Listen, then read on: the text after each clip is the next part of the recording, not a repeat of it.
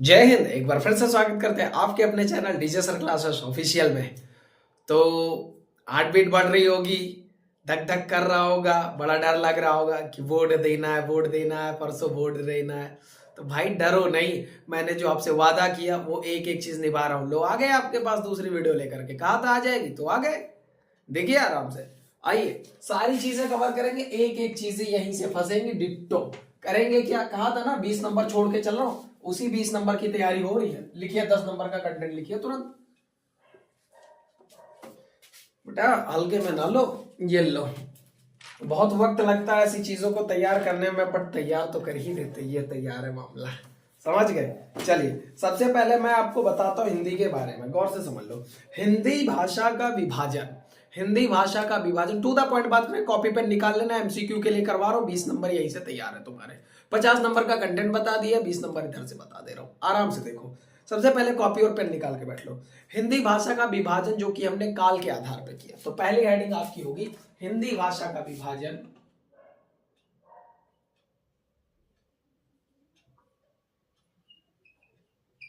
हिंदी भाषा का विभाजन काल के आधार पर।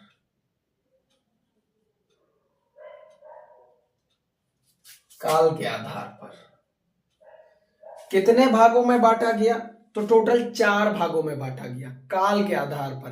कैसे कैसे? जैसे कि आदिकाल, पूर्व मध्यकाल, उत्तर मध्यकाल, आधुनिक काल, ऐसे। इनका टाइम पीरियड आपसे पूछ लेता है, बहुत इंपॉर्टेंट है। पहला क्या आपका? आदिकाल। नोट्स बहुत इंपॉर्टेंट तैयार की जाती है बाबू। पहला है आपका आदिकाल, लिखते चलिए। पहला है आपका आदिकाल। आदिकाल, आदिकाल की अगर मैं बात करूं तो आदिकाल को वीर गाथा काल भी कहते हैं। वीर गाथा काल भी कहते हैं इसे, आदिकाल, वीर गाथा काल। अब इनका जो टाइम पीरियड बहुत इंपॉर्टेंट है। इनका टाइम पीरियड 1080 से 1375 तक चला। संवत कुछ इस तरह का चला। याद रखना ये ईस्वी नहीं संवत है। 1080 से 1375 संवत तक चला इनका आदिकाल का समय। अभी इनकी रचनाएं भी लिखवाएंगे। दूसरा काल आपका आता है पूर्व मध्यकाल। पूर्व मध्यकाल, पूर्व मध्यकाल। इसमें आपका भक्ति काल आता है। इसमें आपका भक्ति काल आता है, इसे भक्ति काल कहते हैं। और ये जहां से खत्म हुआ वहीं से स्टार्ट हो गया, यानी 1375 से लेकर के ये 1700 तक जाएगा, और ये भी सम्मत ही है। ठीक। तीसरा आपके पास है उत्तर मध्यकाल। उत्तर मध्यकाल, उत्तर मध्यकाल को रीतिकाल भी कहते हैं। उत्तर मध्यकाल को रीतिकाल भी कहते हैं, और यह 1700 से लेके 1900 तक था। और चौथा जो है आपके पास वो है आधुनिक काल। वो क्या है आपके पास? आधुनिक काल।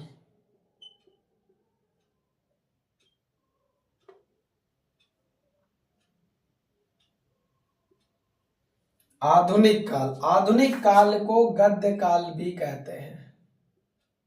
आधुनिक काल को गद्य काल भी कहते हैं। ये 1900 से लेके अब तक का ये सफर है। अब तक का ये सफर है। अब आगे बात करते हैं। अब हिंदी भाषा का जो विकास होगा, एक बार इसको याद कर लेते हैं, मेमोराइज कर लेते हैं, समझ लेते हैं। एक बार समझ लेते हैं गौर से कि कैसे किस हिसाब से ये चल रहा है। तो आपका एक चीज है क्या? आदिकाल। आदिकाल का टाइम पीरियड क्या है तुम्हारा? तो वो 1080 से लेके आपका 1375 संवत तक है।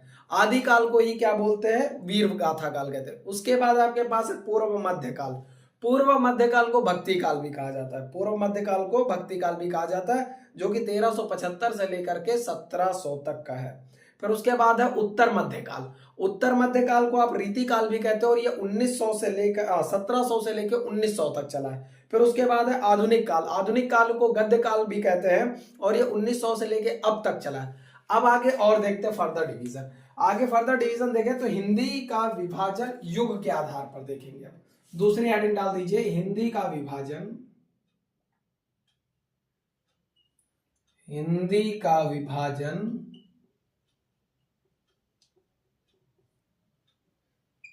युग के आधार पर।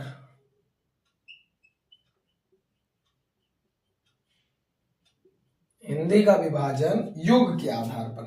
पहला क्या है आपके पास, पहला युग है भारतेंदु युग।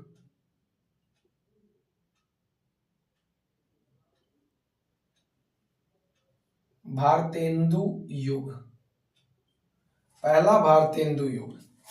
इसका जो टाइम पीरियड बहुत कंट्रोवर्शियल है। ये 1850 कहीं मिलेगा तो कहीं 1868 मिलेगा, और यहां से लेकर के ये 1900 तक है। याद रहे 1850 से लेकर के 1868 ये 19, और ये ईस्वी का टाइम पीरियड है बाबू, ये ईस्वी का टाइम पीरियड है, ध्यान रखना। दूसरा आपके पास द्विवेदी युग। क्या है आपके पास, द्विवेदी युग। द्विवेदी युग की अगर मैं बात करूं तो द्विवेदी युग जो है आपका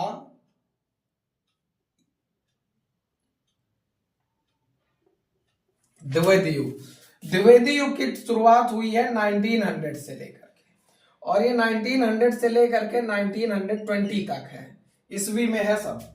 दूसरा तीसरा आपके पास जो है वो है आपके पास शुक्ल युग। शुक्ल युग, शुक्ल युग, शुक्ल युग की अगर मैं बात करूं तो इस शुक्ल युग को छायावादी युग भी कहते हैं। इस शुक्ल युग को छायावादी युग भी कहते हैं।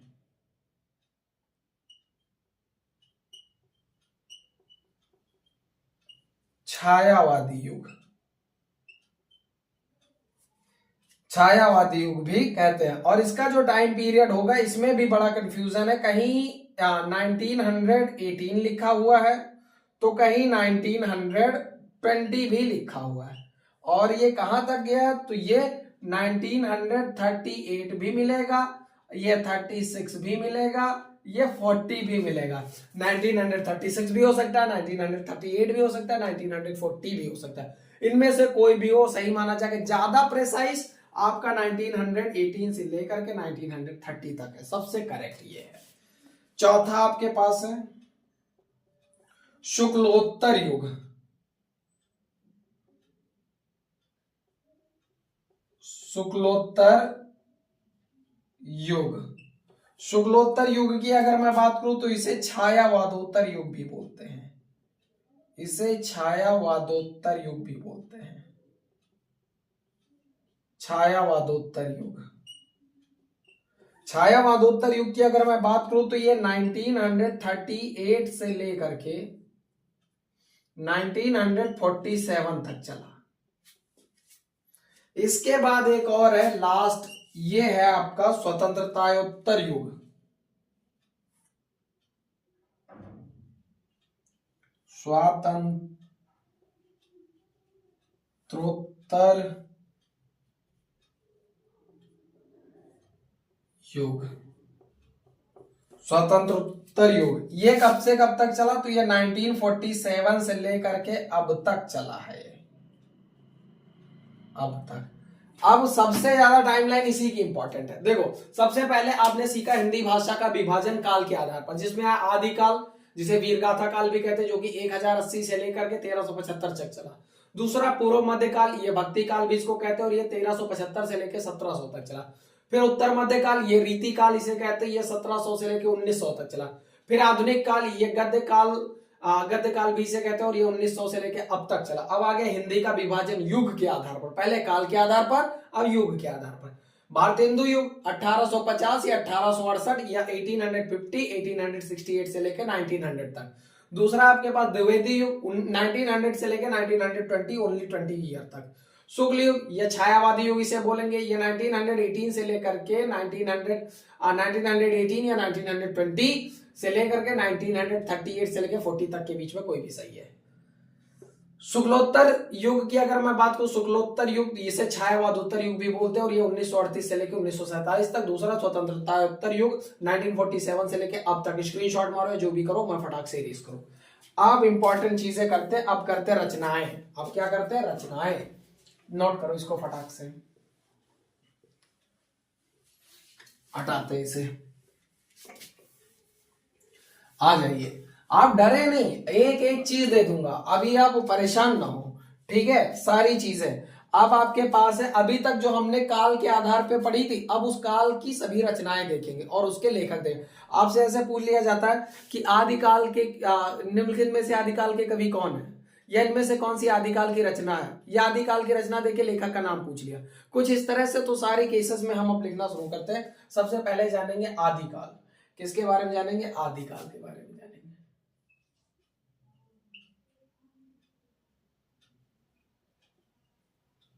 आदिकाल बोलू या वीर गाथा काल बोलू, बात एक ही है। आदिकाल बोलू या वीर गाथा काल बोलू, बात एक ही है।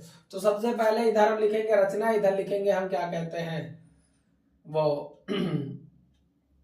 एक तरफ रचना हो जाएगी आपकी, इस तरफ रचना लिखते हैं और इस तरफ लेखक। एक तरफ रचना, एक तरफ लेखक। आदिकाल या वीर गाथा काल की जो रचना है, वो रचना आपके पास है पृथ्वीराज रासो। कौन सी है? पृथ्वीराज रासो। पृथ्वीराज रासो। इसके लेखक जो है, यहां पे मैं लिख दे रहा हूं लेखक।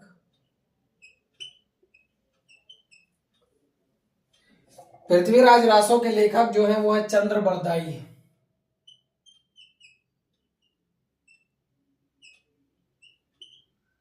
चंद्रबरदाई।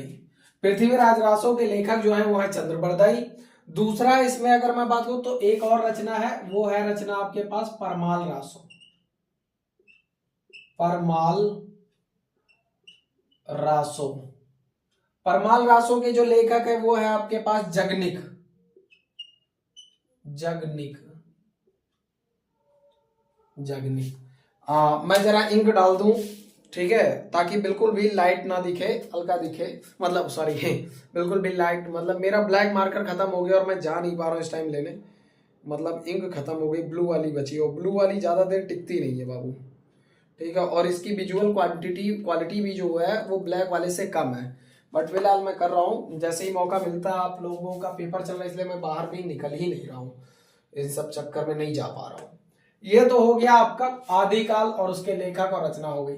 दूसरा, आदिकाल के बाद आपको मिलेगा भक्ति काल। क्या मिलेगा? भक्ति काल।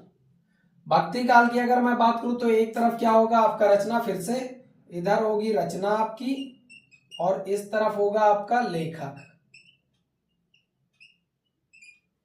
इस तरफ रचना, उस तरफ लेखक। रचना की अगर मैं बात करूं, रचना कौन सी है भक्ति काल की, तो भक्ति काल में एक चीज ये भी जान लो, भक्ति काल में एक है निर्गुण और एक है सगुण।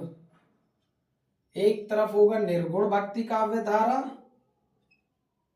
निर्गुण, और दूसरी तरफ होगा सगुण भक्ति काव्य धारा। सगुण भक्ति काव्य धारा। निर्गुण और सगुण में फर्क है। निर्गुण में जो मतलब भगवान के निराकार रूप की पूजा करें, जैसे इसमें कबीरदास थे। कौन थे इसमें? कबीरदास। कबीरदास ने जो रचना लिखी थी उसका नाम था बीजक। कबीरदास ने जो रचना लिखी थी उसका नाम था बीजक और वो राइटर नेम हो गया कबीर। सगुण में कौन आ जाएगा? तो इसमें आ जाएगा आपका रामचरितमानस। रामचरितमानस ये तुलसीदास ने लिखा था, इसको तुलसीदास ने लिखा था। दूसरी अगर मैं बात करूं तो एक आ जाएगा सूरसागर। सूरसागर। सूरसागर को सूरदास ने खुद लिखा था। दूरदास लिख रहा हूं, वाह हम भी अजीब है। सूरदास ने खुद लिखा था इसको, सूरदास ने खुद लिखा था। ये इतना तैयार तुम्हारा। आगे भक्ति काल में मिल गया तुमको, तो अब तुमको पता चलेगा उत्तर मध्यकाल के बारे में। किसके बारे में? उत्तर मध्यकाल के बारे में। तो यहां डालता हूं उत्तर मध्यकाल। उत्तर मध्यकाल बोलूं या रीतिकाल बोलूं, बात एक ही है। उत्तर मध्यकाल बोलूं या रीतकाल बोलूं, बात एक ही है।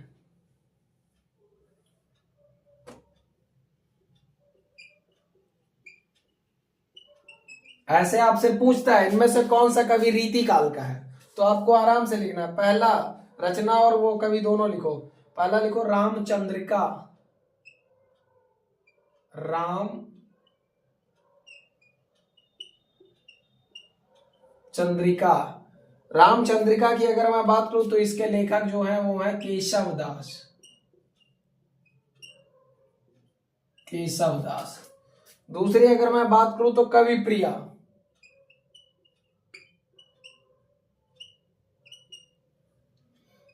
कवि प्रिया। कवि प्रिया की अगर मैं बात करूं तो इसको भी केशव दास ने ही लिखा है। और नेक्स्ट है आपके पास सतसाई। सतसाई। सतसाई जो लिखा है वो बिहारी ने लिखा है। बिहारी एक कवि हैं, उन्होंने लिखा है। नेक्स्ट आपके पास बस ये थे आपके पास, क्या कहते हैं, कुछ इतने टाइप के थे इसमें रचनाएं और ये सारी चीजें आपने इनको कर लीजिए। फिर उसके बाद आपका जो है वो गद्य काल जो था उसको हम आधुनिक काल में करेंगे। आप इसका स्क्रीनशॉट मार लीजिए। इतने देखिए, एक बार रिवाइज करें। पृथ्वीराज रासो, चंद्रवरदाई, परमाल रासो, जगनेक किसके थे? आदिकाल के लेखक थे। भक्ति काल के लेखक, भक्ति काल में दो शाखा है, एक निर्गुण भक्ति काव्य धारा, एक सगुण भक्ति काव्य धारा। निर्गुण भक्ति काव्य धारा में रचना जो है वो है बीजक, जिसके लेखक कबीर दास। सगुण भक्ति काव्य धारा जिसमें भगवान को मानने, भगवान के स्वरूप की पूजा होती है, रामचरितमानस तुलसीदास, सूर सागर सूरदास। फिर आगे है रीति काल, उत्तर मध्य काल, इसे रामचंद्रिका केशव दास, कवि प्रिया केशव दास, सतसाई बिहारी। ये तुम्हारे हो गए। आगे बढ़िए आगे बढ़िए। अभी कहा, अभी तुमको एक एक चीज तैयार तो करो, तुम भरोसा करके तैयार करो ना। पूरा पेपर बनवाया तुम्हारा तो कहना पूरा तैयार करा रहे हैं। चलिए अब मैं बात करता।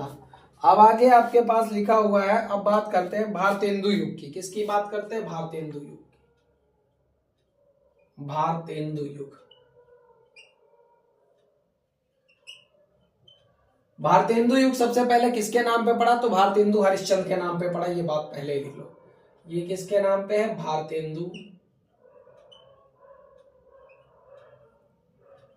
हरि लिख दे रहा हूं, आप लोग बाकी लिख लीजिए। भारतेंदु हरिश्चंद्र के नाम पे है ये।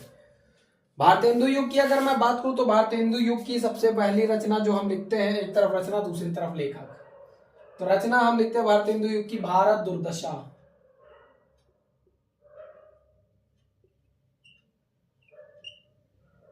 भारत दुर्दशा। और भारत दुर्दशा के जो राइटर है वो कौन है? भारत दुर्दशा के राइटर जो है वो भारतेंदु हरिश्चंद्र ही हैं।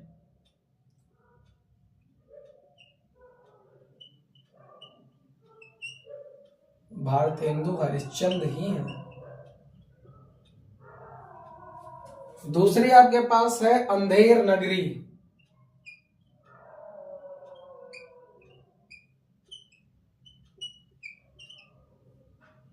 अंधेर नगरी, इसके भी लेखक भारतेंदु हरिश्चंद्र जी ही हैं। दूसरा युग आपके पास आता है द्विवेदी युग। द्विवेदी युग। द्विवेदी युग की बात करूं तो इसका नाम महावीर प्रसाद द्विवेदी के नाम से पड़ा। महावीर प्रसाद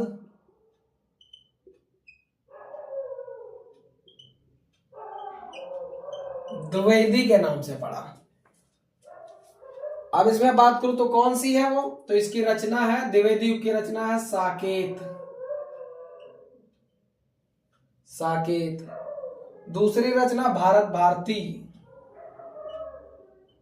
भारत भारती। लड़के सोच रहे होंगे सर उधर कहाँ झांक रहे हो? बाबू ये लिखी है हाथ से, वही है। मेरे पास दूसरा फोन है नहीं ना, मेरा जो फोन है वो ट्राइपॉड पे लगा है, तो इसलिए नोट्स देख रहा हूं अपने। साकेत और भारत भारती किसकी रचना है? मैथिली शरण गुप्त की।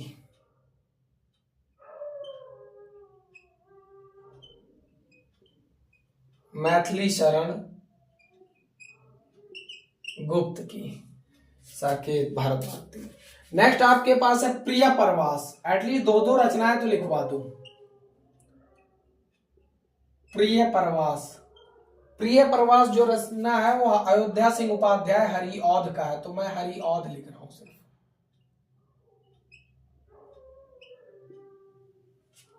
नेक्स्ट आपका जो युग स्टार्ट हो रहा है, भारतेंदु युग हो गया, द्विवेदी युग हो गया, अब है आपके पास शुक्ल युग।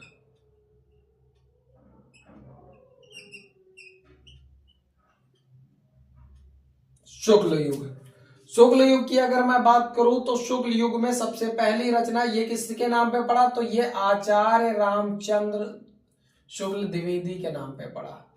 आचार्य रामचंद्र शुक्ल, मैंने द्विवेदी लगा दिया, क्या द्विवेदी नहीं है, शुक्ल के नाम पे पड़ा। इनकी पहली रचना चिंतामणि,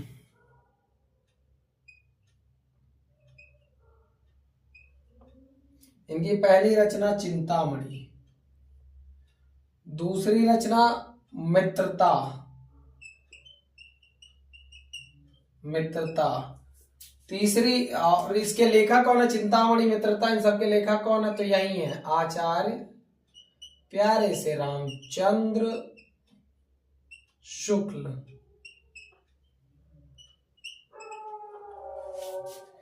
दूसरी कौन सी है, कामायनी, कामायनी और झरना, ये किसकी है, तो ये जयशंकर प्रसाद की है, ये जयशंकर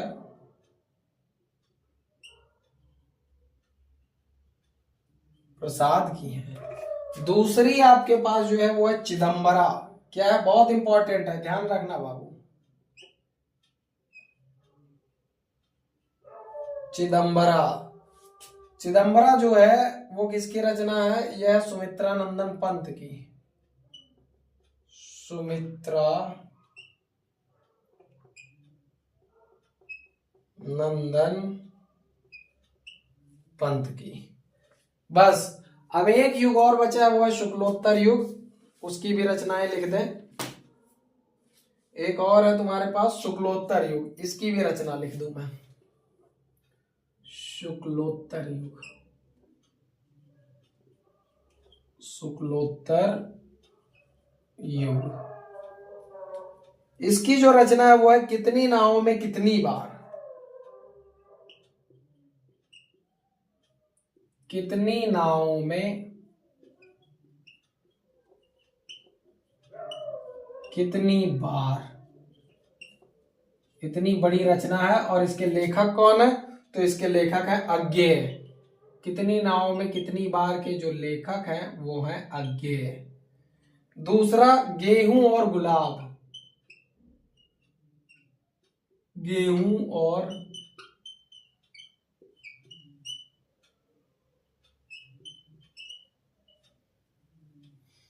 गुलाब, इसके लेखक राम वृक्ष बेनीपुरी हैं,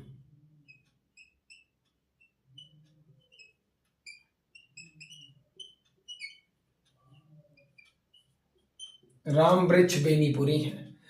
अब ये आपके पास पूरी रचनाएं हो चुकी हैं। मैं अभी भी कह रहा हूं ये 10 नंबर का कंटेंट हुआ आपका, 10 नंबर का कंटेंट।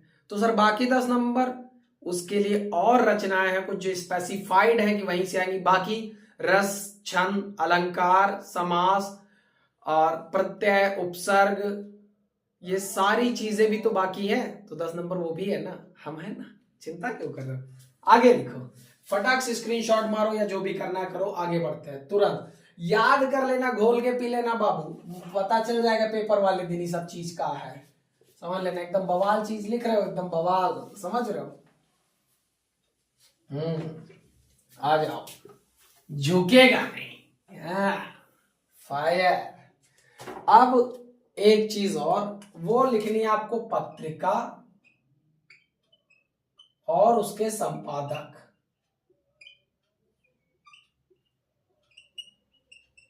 बहुत इंपॉर्टेंट,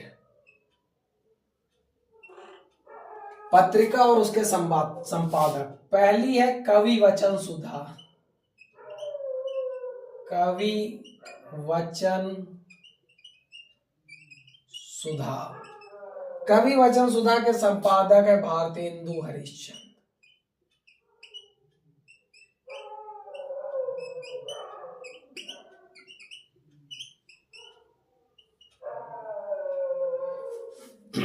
नेक्स्ट दूसरी जो आपकी सबसे इंपॉर्टेंट है वो है आनंद कादंबनी।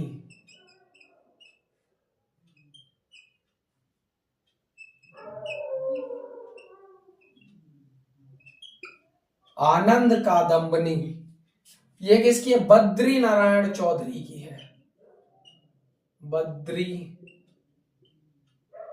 नारायण चौधरी की। तीसरी चीज बात करूं, हंस पत्रिका।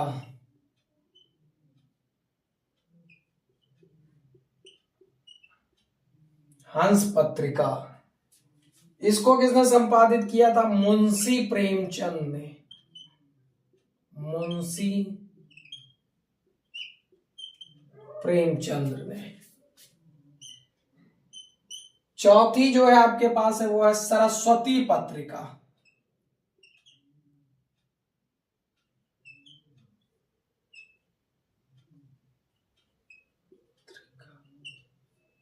सरस्वती पत्रिका का संपादन महावीर प्रसाद द्विवेदी ने किया था।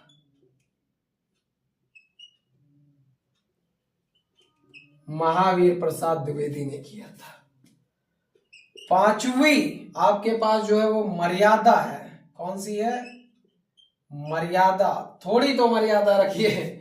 मर्यादा पत्रिका का संपादक जो थे वो हैं आपके डॉक्टर संपूर्णानंद।